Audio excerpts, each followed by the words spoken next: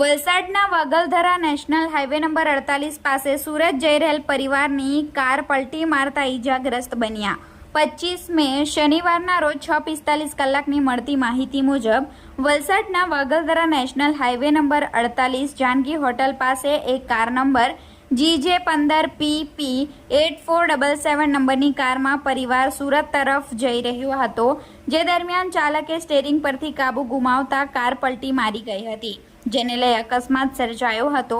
ઘટના બનતા રાહદારીઓ તેમજ વાહન ચાલકો કારમાં સવાર લોકોને બચાવવા માટે દોડી આવ્યા હતા અને પલટી ખાઈ ગયેલ કારમાં ફસાયેલા લોકોને ભારે મહેનત બાદ બહાર કાઢી પ્રાથમિક સારવાર આપી હતી અને સ્થાનિકો તેમજ વાહન ચાલકોએ મહા મહેનતે પલટી મારેલી કારને ઊભી કરી સાઈડે કરી હતી। ઘટના બનતા પોલીસ પણ ઘટના સ્થળે પહોંચી આગળની તપાસ હાથ ધરી હતી અને અકસ્માતની ઘટનામાં કોઈને મોટી જાનહાનિ કે ઈજા થવા પામી ન હતી।